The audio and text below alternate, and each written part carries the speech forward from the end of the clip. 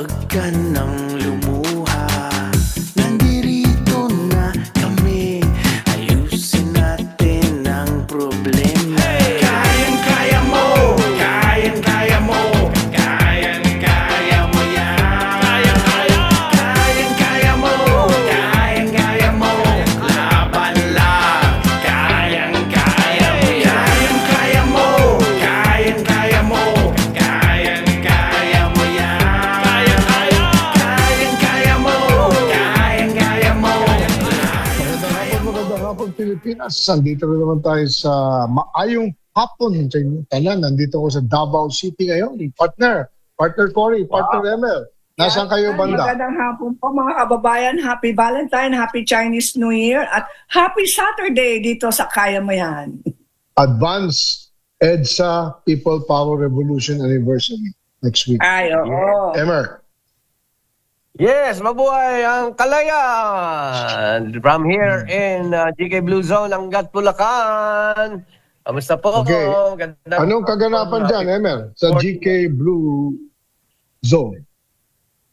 Ay, nagtatanim po kami ng agarwood. Alam mo naman ako farming konti. Ay, nasa farm siya.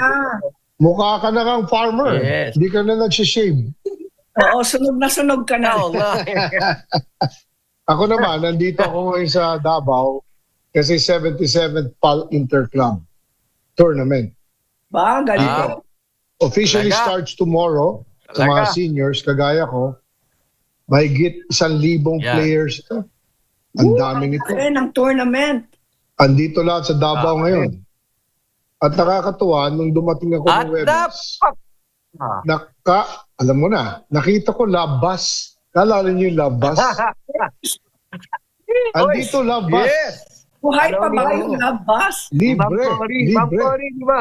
Oh, Oo. Oy, Labas. galing naman yan. Kaya ako naalala yung labas, Cory. Parang Emel. masaya. Nung nakatira ako sa BF nung araw, doon nakaparada sa Tropical Palace Hotel, ang garahe ng labas. Oh, Kaya doon ako nakatira, Emer, di ba, sa El Grande Avenue, naalala mo. Dumadaan sa harap ng bahay ko. Yes. So naging suki na ako ng Bad, driver. sarap. Alam na niya, Papuntang bubusinahan hotel. niya ako. Malayo pa lang, bubusinahan niya ako. Tat. Lalabas na ako sa bahay ko. Tapos pagpa-uwi, Labas na suki ko na rin yung driver. Oh, Alam na niya, dir, dito na kayo sa bahay niyo. bang galing. Galing, At saka galing. nakakatawa ang rota ng labas noon in the 80s. Siyempre, BF, lalabas ka ng Dr. A. Santos Avenue, who happens to be my great-grandfather. Tapos tutuloy na Rojas Boulevard. Ah, ganda. Tapos, Cory, papasok ng Quirino para dumaan ng Ermita. Yan Ang final stop sa Loton. O di Loton. umikot siya. Yun. Umikot. Isang Oo. Pero hindi kagaya ng P2P, point to point. Doon, pwede tumigil. Pero hindi naman masyado matagal. Nakakatuwa lang, nakita ko dito yung labas dito sa Davao City. Pero yung Davao na yon, nasa Davao lang yon o meron sa Well, mga ibang lungsod? Hindi, parang dito lang na-revive eh. Dito lang na-revive yung labas. So, At alam mo tumataan naman talaga eh. sa EDSA, di ba? Dati sa Oo. EDSA. Oo, sa EDSA. Ang dapat dati nagpapatakbo niyan, Metro Manila Transport Corporation, MMTC. Tanda mo pa, ha? Siyempre, ngayon, nasa Davao ako, medyo excited ngayon dito sa Davao dahil sa anunsyo ni VP Nagulang ka Sara. ang aming Ash Wednesday. Dahil sa Oo. inyo. Ano ang reaksyon ng mga Davaoenos dyan? Siyempre, tuwan-tuwa. Tuwan-tuwa. Lahat na nakausap ko, tuwan-tuwa at naghahanda na sila Naku. sa pagtakbo. Naku. Pinakamataas sa Masyadong posisyon. maaga pa, partner? Alam mo, nung araw, talaga maaga pa. Pero ngayon, iniba niya eh. Diba? So ngayon, parang naghahabol ngayon yung opposition. Kung sino. Ayun. At saka siguro, it's about time na yung mga candidates, maaga na magsabi. Diba? There's no such thing naman as free campaign. You can say your intention. You can say your intention, di ba? Pero ang campaign period will only start 90 days before May 2020. So, hindi ito electioneering? Hindi. Wala pa. Wala naman yung Wala eleksyon pa. pa. Eh, pag sinabi ko, gusto ko ito yung tumakbo. Oo nga. Anybody can say. Tumakbo ka nga. Tatakbo ako sa golf course. Hindi ako tatakbo. Tourism Secretary. Hindi. Okay naman. Okay naman ang ating secretary. Si Secretary Cristina Garcia Frasco. Yes, sa Magandang hapon po, ma'am. darating. Sa darating. Well, alam mo naman, wala sa kamay natin yan, Cory. Ikaw, Yeah. alam mo yan. You don't have a crystal ball. What will happen. Yes, totoo yan. What is important is that you hear God and trust that whatever happens is in Yeah. His plan for Amen. you. Yeah. Di ba, Emma? Kahit pa paano God knows. kahit God pa paano natututo ako dito kay Padre Damaso, kay Padre Emer. Natututo ako, Cory, natututo ako ng konti dyan sa mga spiritual na mga blast ni Emer Gingon. Oo, Kasi right. 40 years, Nakakahawa, no? 40 years ago, talagang ang EDSA po, papasalamat din tayo sa Our Lady of EDSA. Oh, siyempre. Siyempre. Yan. Oo. Hindi naman sa tao lahat yan eh. Oo. Talaga.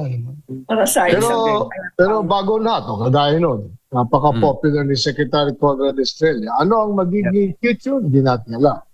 Pero sa tingin ng marami, tiyempo na magsilbi sa mas mataas na posisyon. Tingnan natin. Di ba? Tingnan. Siyempre, ang puso ni Secretary Conrad para sa sa distrito niya, sa probinsya niya, sa Pangasinan. Di ba? Saka magsasaka. Siyempre, ang dami pa niya kailangan gawin sa DAR. Kaya alam ko, may nakahandang report si Emmet tungkol sa latest updates Ayun, mula sa ano bang Department latest? of Agrarian Reform.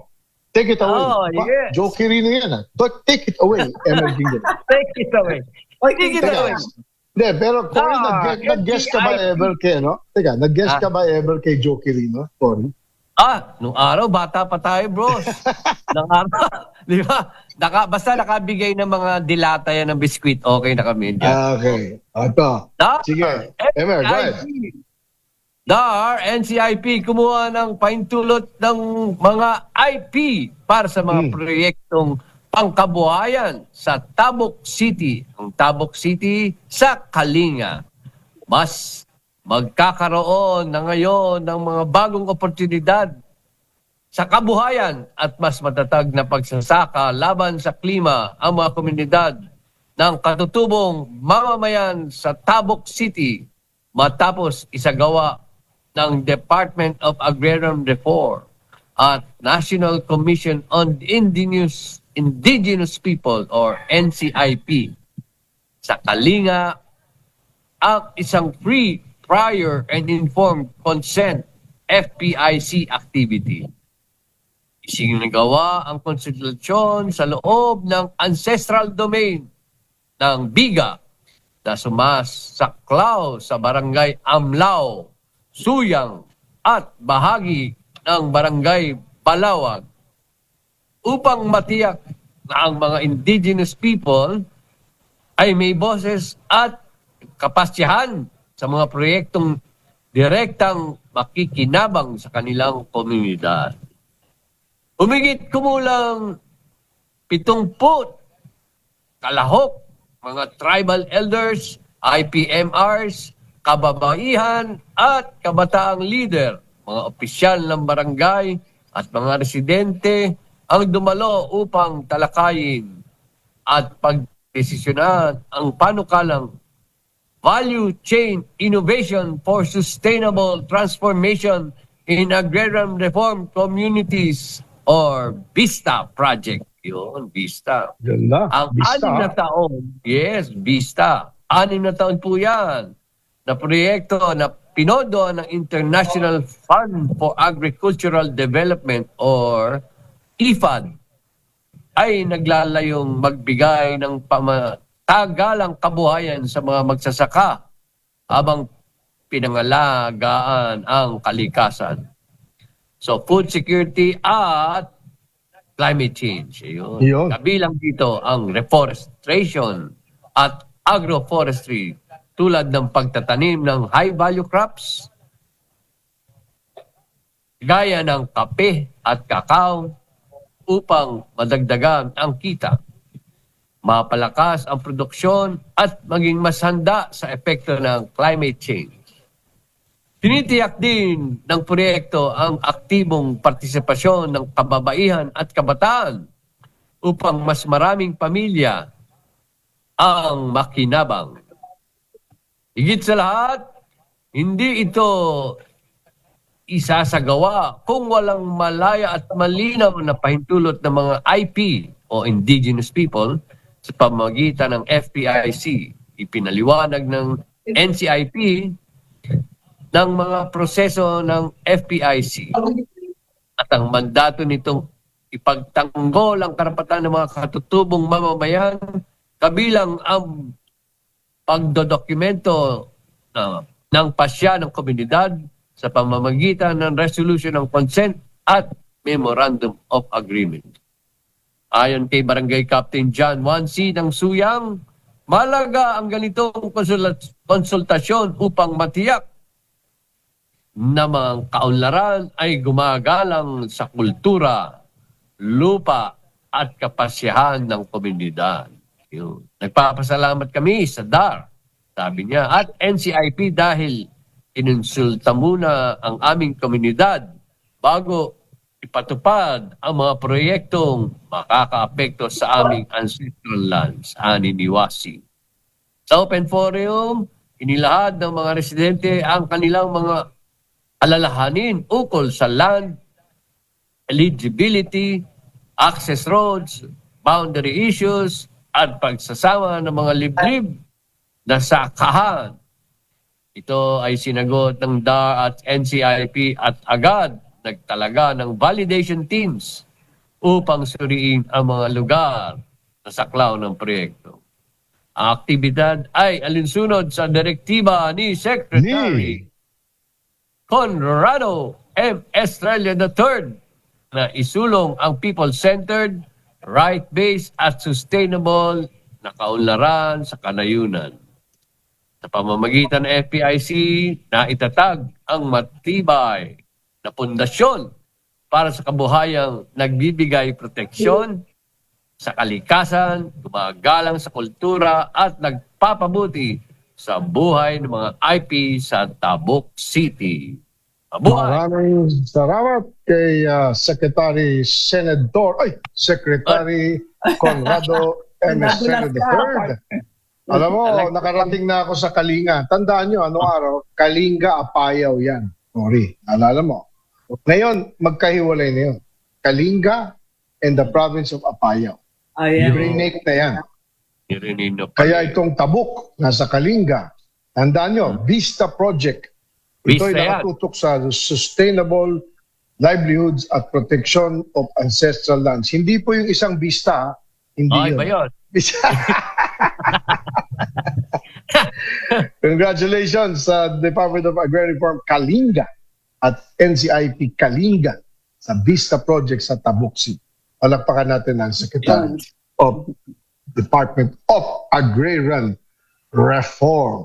Yan po, sa oras natin 4:21 hapon, kami magbe-break. Pagbalik natin, ang pinaka-enjoy niyong happy, healthy, at iba pa. Tambay po.